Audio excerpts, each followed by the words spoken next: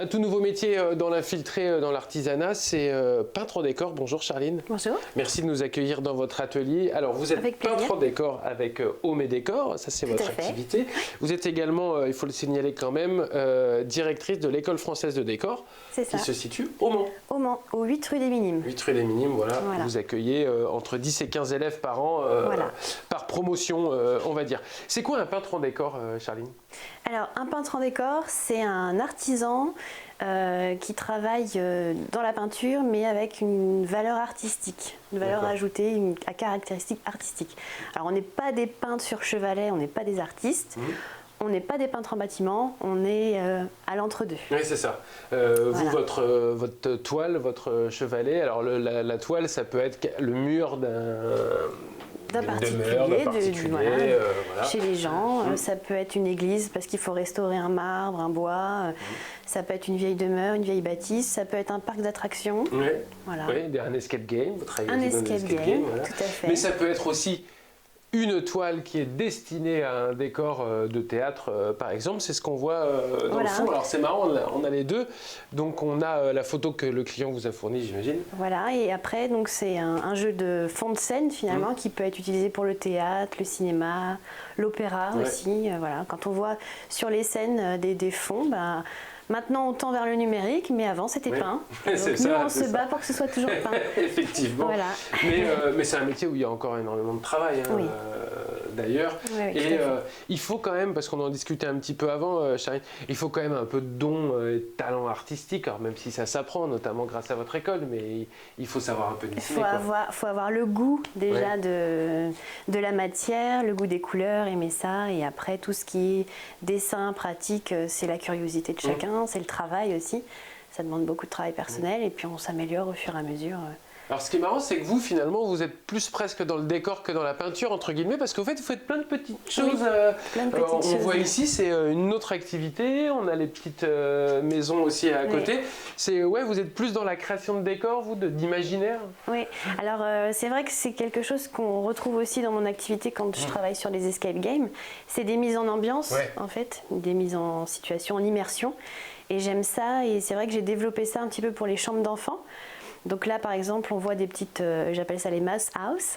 Donc ce sont des petites maisons de poupées qu'on peut mettre dans la chambre de l'enfant. Et en fait, elles sont destinées à récupérer la dent pour la petite souris. Ah, super, d'accord. Voilà, donc l'enfant peut mettre sa petite dent dans la boîte. Ah, génial. Et le lendemain matin, il a sa petite pièce à la place et la petite souris, elle arrive par la porte. Voilà. Et je trouve ça beaucoup plus rigolo que de mettre la pièce sous l'oreiller. Oui, bien sûr. Voilà, donc c'est un mini décor. Mais c'est ça, mais il faut faire parler un petit peu justement toute cette imagination. Voilà. Là, on pourrait presque imaginer que ça, c'est des jeux de plateforme. Alors ça, c'est pour des jeux de rôle. Des jeux de rôle, ou des jeux donc jeux de société, jeux de bataille, etc. avec des petites figurines. Mais c'est pareil, plutôt que de jouer sur une table de salon lambda avec ces figurines, on peut imaginer toute une immersion et une mise en situation avec un décor qui nous projette dans l'univers. Comment vous êtes arrivée à ce métier, vous, Charline? Un peu par hasard, en fait. Moi, alors, au départ, j'ai une formation dans l'anglais. J'ai fait une fac d'anglais, donc j'ai une licence.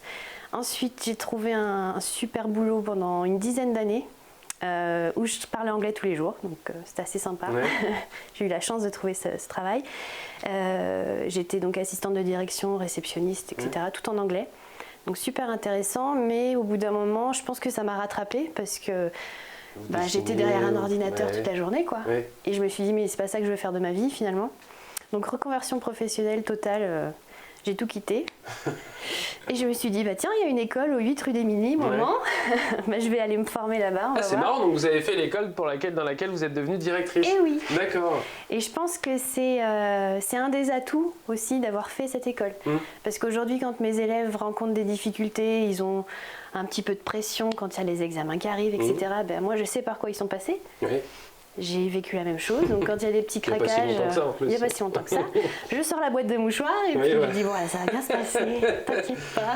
Et tout de suite, vous avez trouvé, c'était une vocation pour vous quand vous êtes dit peintre en décor, quand la reconversion, elle s'est faite en se disant, il faut que je trouve un métier dans l'artistique? Oui, en fait, j'ai d'abord fait un bilan de compétences qui m'a éclairé sur pas mal de choses et c'est...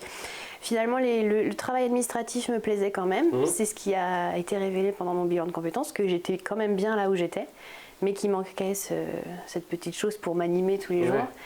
Et du coup, finalement, je me suis installée à mon compte après l'école. Je me suis vraiment développée dans la peinture, le décor, etc., où j'ai trouvé ma voie. Je me suis dit, mais c'est exactement ça que je voulais faire.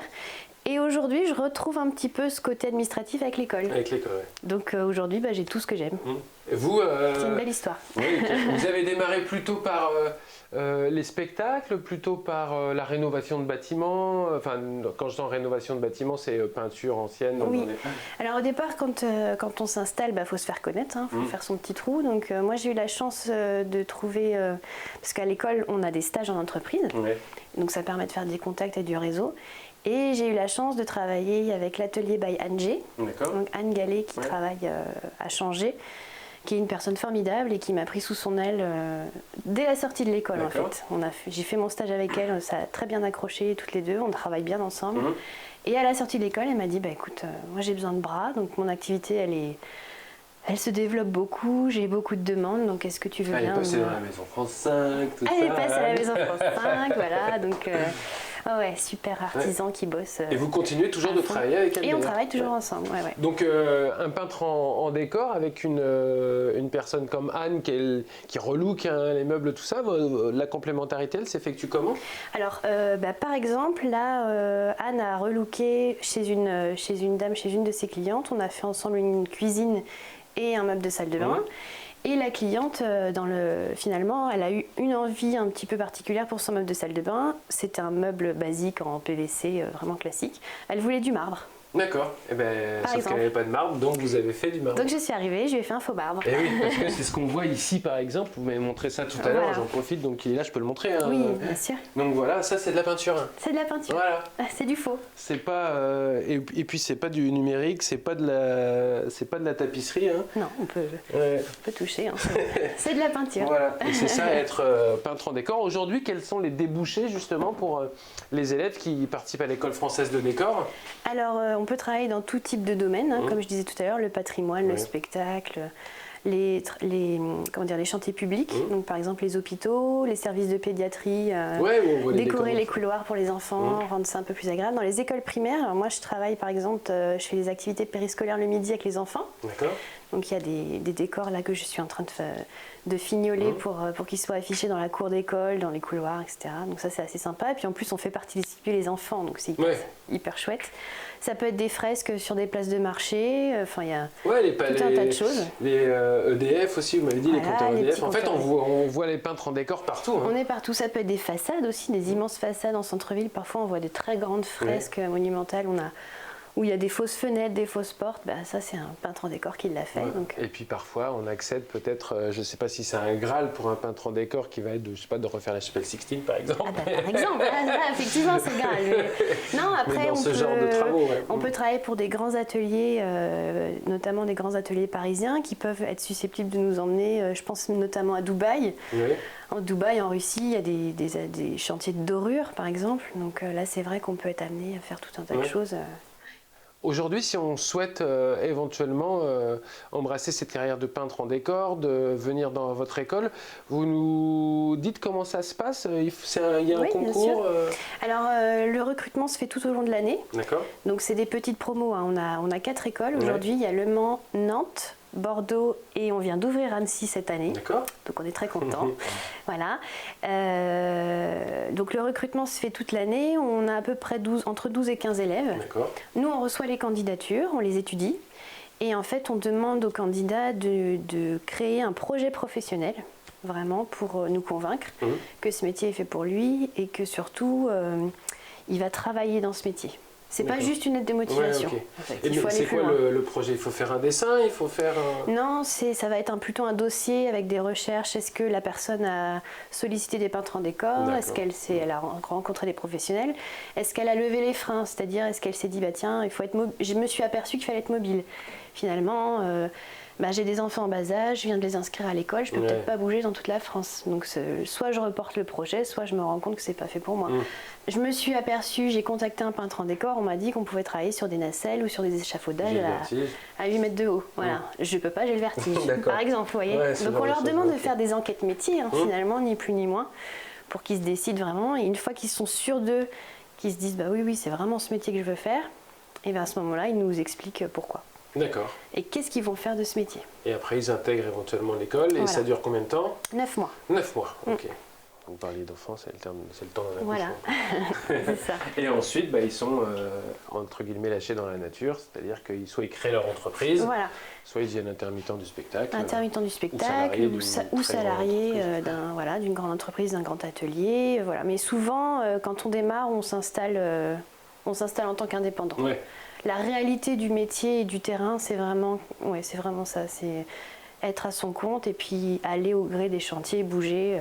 Si aujourd'hui vous ouvrez une 4e école à Annecy, c'est que c'est un métier qui représente des débouchés ou il y a une nouvelle demande, une recrudescence pour ce métier? En fait, il y a toujours eu beaucoup de demandes dans ce métier et nous on reçoit énormément de candidatures toute l'année. D'accord. C'est pour ça aussi qu'on demande ce projet professionnel vraiment bien carré pour que les candidatures sortent un peu du lot, parce que comme je disais tout à l'heure, une lettre de motivation, c'est pas suffisant. Oui. On a quand même très peu de place et cette formation, elle est certifiée RNCP, au répertoire national des entreprises. D'accord. Ce qui fait qu'à l'issue, quand on a notre diplôme, ça nous donne un équivalent Bac+2 quand même, c'est pas rien. Ouais, c'est pas rien, non, clairement. Et on peut, grâce à ce diplôme, s'installer à la Chambre des métiers en tant qu'artisan. D'accord. Et c'est une école reconnue aujourd'hui, j'imagine qu'il n'y en a pas tant que ça, finalement, des écoles de peintres en décor. Il n'y en a pas tant que ça, non, il y en a sur Paris, il y en a aussi du côté d'Avignon, etc. Mais donc nous, on commence à être bien à l'ouest. Ouais. C'est pour ça qu'on a ouvert Annecy aujourd'hui. Parce qu'on bien à l'est, là. Voilà.